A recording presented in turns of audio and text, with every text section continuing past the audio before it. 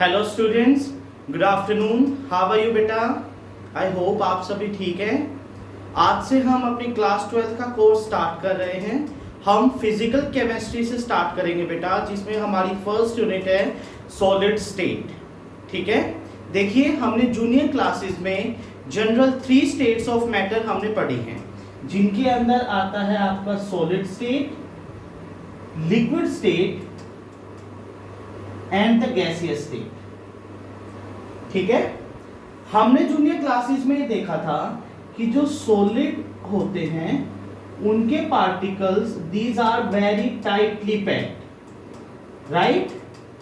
ऐसा ही कुछ हमने देखा था कि सॉलिड्स के पार्टिकल जो हैं वो बहुत ही ज्यादा टाइटली पैक्ड होते हैं, लिक्विड्स के थोड़े से लूजली पैक्ड होते हैं एंड गैसेस के हमारे बहुत ही ज्यादा लूजली पैक्ड होते हैं। सो मैं आपको एक सैंपल बनाकर दिखा रहा हूं कि पार्टिकल्स की अरेंजमेंट जनरली हम कैसे मानकर चलते हैं। एंड गैसेस जो हैं उनके अंदर पार्टिकल्स काफी दूर दूर होते हैं, राइट? ऐसी ही अरेंजमेंट हमने स्टडी की थी। तो देखिए बेटा, इन पार्टिकल्स को अपनी जगह पर रहने के लिए, ठीक है, जो इनकी पर्टिकुलर शेप है हमारे सॉलिड्स की, लिक्विड्स की और गैसेस की, उस शेप पर टिके रहने के लिए कुछ फैक्टर्स होंगे जो इनको कंट्रोल करती है, राइट? तो मैटर्स को, जो ये स्टेट्स ऑफ मैटर है, इनको अपनी फिक्स पोजीशन पर रहने के लिए या एक पर्टिकुलर स्टेट में रहने के लिए हमारे पास 2 फैक्टर्स होते हैं। The first factor is intermolecular forces and the second factor is thermal energy।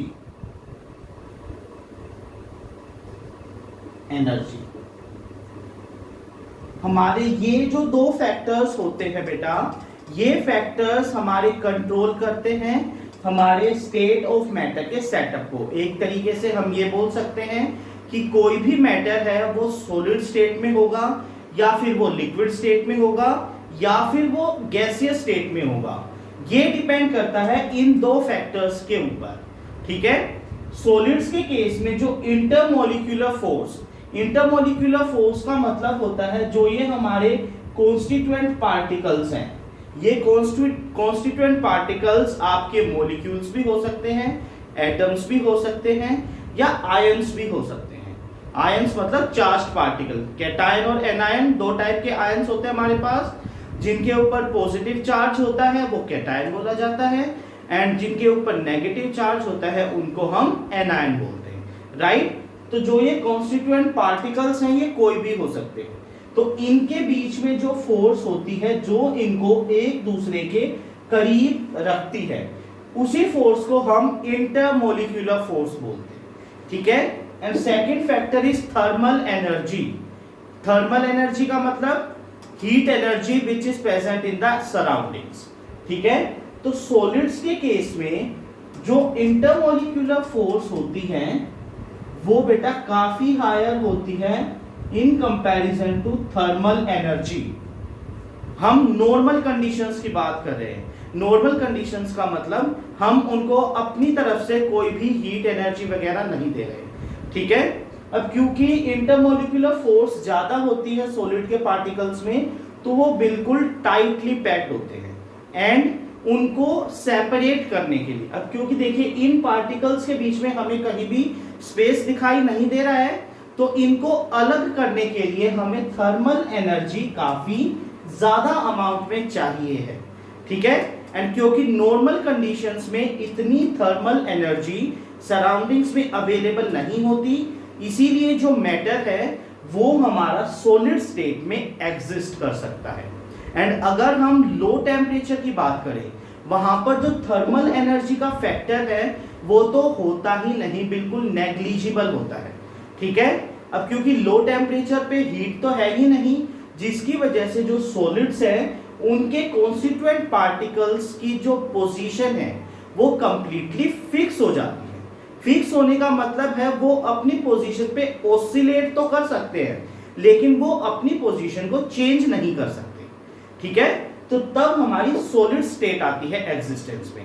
अगर हम इसी तरीके से लिक्विड्स में देखें तो हमारे पास, क्योंकि यहाँ पर मॉलिक्यूल्स या फिर पार्टिकल्स के बीच में स्पेस प्रेजेंट होता है, तो यहाँ पर थर्मल एनर्जी का फैक्टर आ जाता है, ठीक है।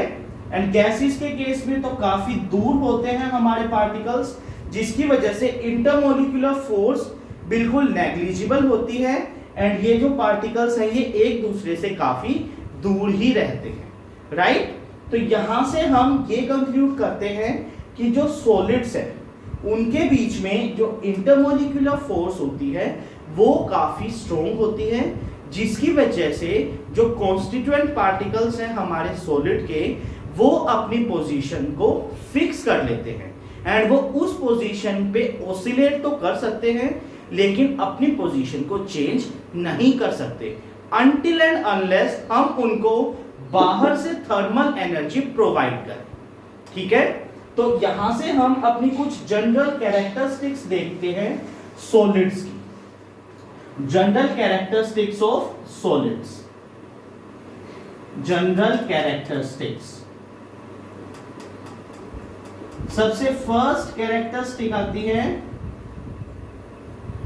दे हैव फिक्स्ड शेप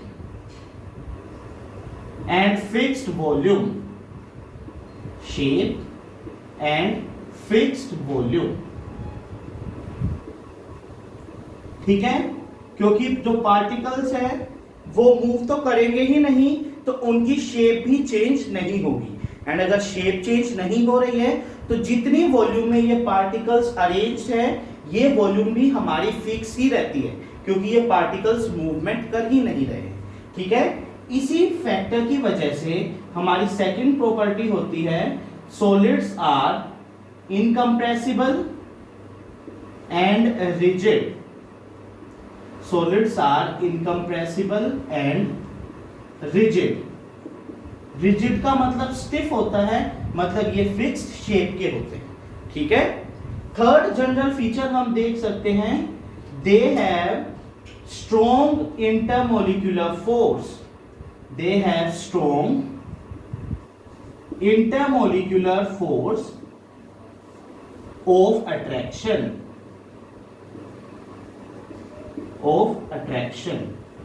जिसकी वजह से between constituent particles, जिसकी वजह से क्या होता है, अगर स्ट्रॉन्ग फोर्स ऑफ अट्रैक्शन है तो क्या होगा, वो एक दूसरे के बिल्कुल क्लोज रहेंगे, एंड उनके बीच की इंटरेक्शन को ब्रेक डाउन करवाने के लिए हमें उतनी ही ज्यादा एनर्जी सप्लाई करनी पड़ेगी, ठीक है। एंड नेक्स्ट पॉइंट हम बोल सकते हैं, very little space between constituent particles, वो हमें दिख भी रहा है। देखिए इन पार्टिकल्स के बीच में कहीं यहां पर देख सकते हैं हम, थोड़ा बहुत स्पेस हमें दिखाई दे सकता है, अदरवाइज हमें बहुत ही कम स्पेस देखने को मिलता है कॉन्स्टिट्यूएंट पार्टिकल्स के बीच में, ठीक है। एक और पॉइंट हम देख सकते हैं, जनरली सॉलिड्स की जो डेंसिटी है वो ज्यादा होती है in comparison to liquid and gas. Density is higher in comparison to liquids and gases. तो देखिए ये आपके कुछ बेसिक और जनरल फीचर्स हैं जो हमें सॉलिड्स में दिखाई देते हैं। क्लियर? यहां तक कोई डाउट नहीं? तो चलिए आगे चलते हैं। अभी नेक्स्ट हम देखेंगे टाइप्स ऑफ सॉलिड। अब देखिए ये जो डायग्राम हमने बनाया है, सारे सॉलिड्स एक जैसे नहीं होते, ठीक है।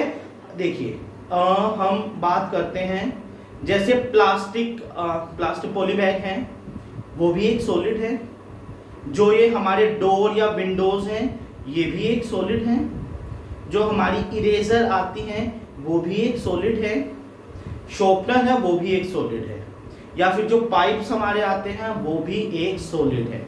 तो जो ये डिफरेंट मटेरियल्स हम देख रहे हैं, उनकी कैरेक्टरिस्टिक्स में बहुत ज़्यादा डिफरेंस होता है। ये हम सिर्फ उनको इमेजिन करके ही सोच सकते हैं ना, जो हम इमेजिन कर रहे हैं उनकी पिक्चर देखो। मान लो मैं बोलता हूँ पॉली बैग, तो आपके माइंड में एक पिक्चर आई होगी पॉली बैग की, उसका मटेरियल कैसा होता है, क्योंकि सभी ने पॉली बैग्स यूज किए होंगे, राइट। एक तो वो है। एक मैं बोलता हूँ ग्लास डोर, जो भी हमारे दरवाजे हैं, खिड़कियां हैं, एक वो काफी हार्ड होते हैं, पॉली बैग इतनी हार्ड नहीं होती। अरे बहुत ही सिंपल, हम इरेजर और शॉर्पनर को भी कंपेयर कर सकते हैं। इरेजर सॉफ्ट होती है in comparison to sharpener, right. तो हम ये डिफरेंट मटेरियल्स में आसानी से डिस्टिंग्विश कर सकते हैं, लेकिन कहने को दोनों ही हमारे सॉलिड्स है, ठीक है। तो अब देखिए जो nature, depending on the nature of arrangement of particles, जो हमारे सॉलिड मतलब जो ये इनके कॉन्स्टिट्यूएंट पार्टिकल्स हैं, ये किस तरीके से हमारे अरेंज्ड होते हैं, उस बेसिस के ऊपर हमारे सॉलिड्स दो टाइप के होते हैं।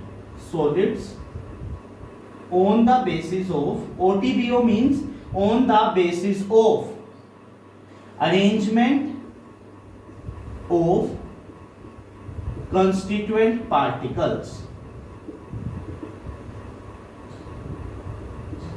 हमारे दो टाइप्स के होते हैं, वन इज क्रिस्टलाइन सॉलिड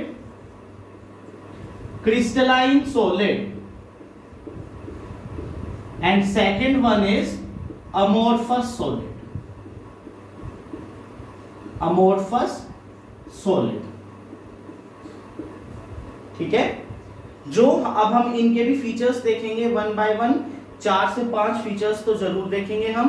देखिए जो हमारे क्रिस्टलाइन सॉलिड्स होते हैं उनकी एक डेफिनेट ज्योमेट्रिकल शेप होती है, ठीक है।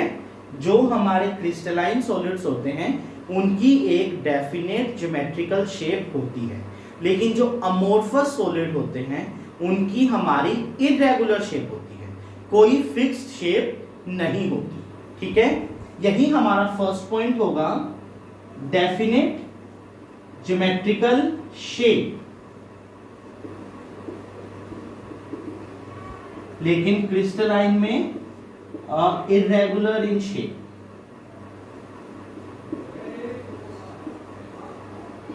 अब देखिए क्योंकि ये सॉलिड्स हैं, तो जब ये लिक्विड में कन्वर्ट होते हैं, सॉलिड अगर लिक्विड में कन्वर्ट होता है तो बेटा उसको क्या बोला जाता है, उसको बोला जाता है फ्यूजन और मेल्टिंग, राइट, फ्यूजन और मेल्टिंग।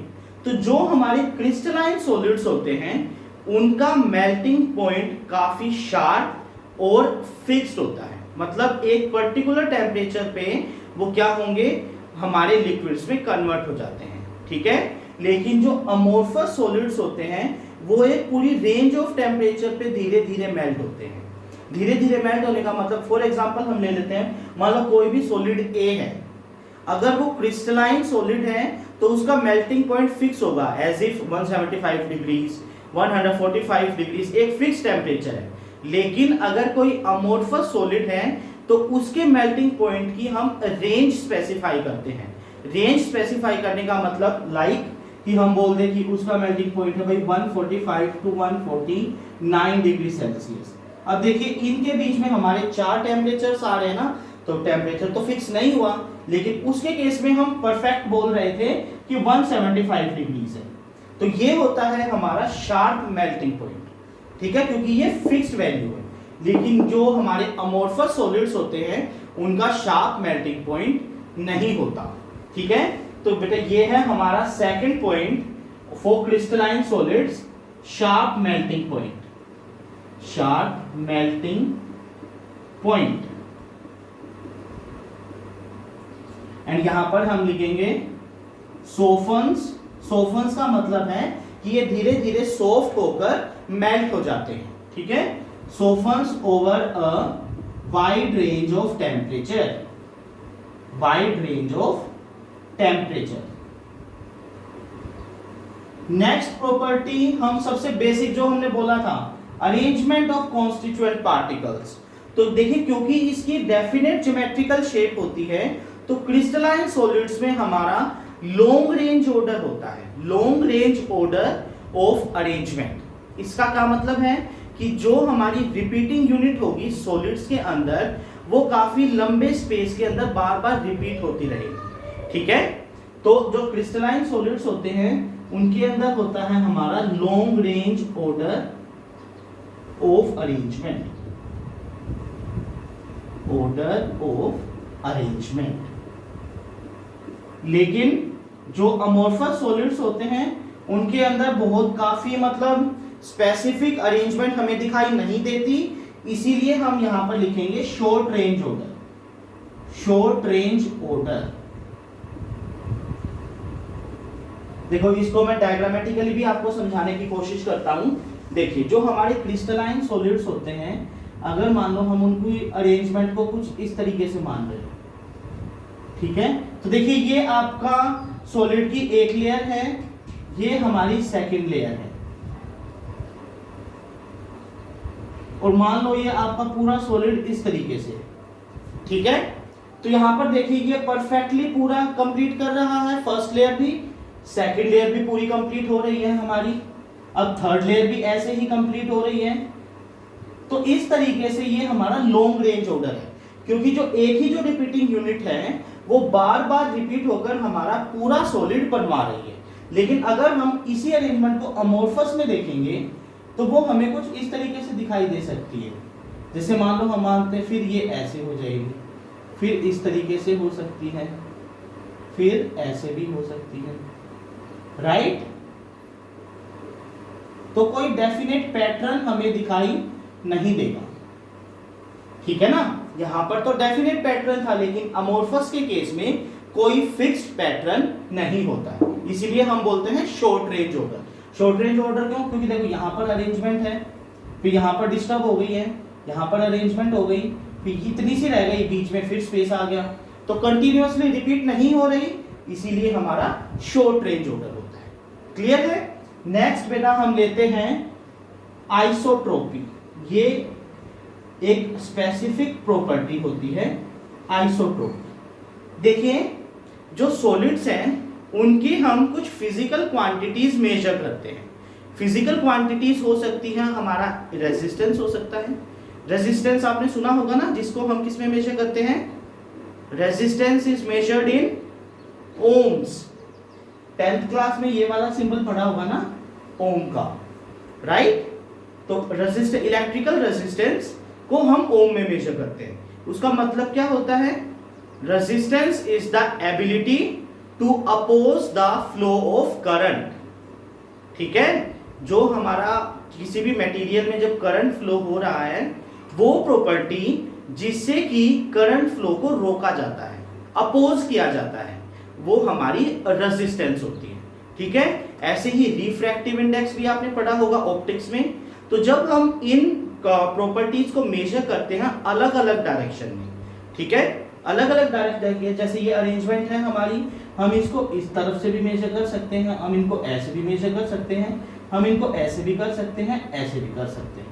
तो हम डिफरेंट डायरेक्शंस में इन, जैसे रेजिस्टेंस है, रिफ्रैक्टिव इंडेक्स है, इन प्रॉपर्टीज को अलग अलग डायरेक्शंस में मेजर कर सकते हैं, राइट। तो अगर अलग अलग डायरेक्शंस में मेजर करने पर हमारी वैल्यूज हर बार सेम आती है, तो इसका मतलब हमारा जो सॉलिड है वो आइसोट्रोपिक नेचर का है। आइसो मतलब सेम, ठीक है।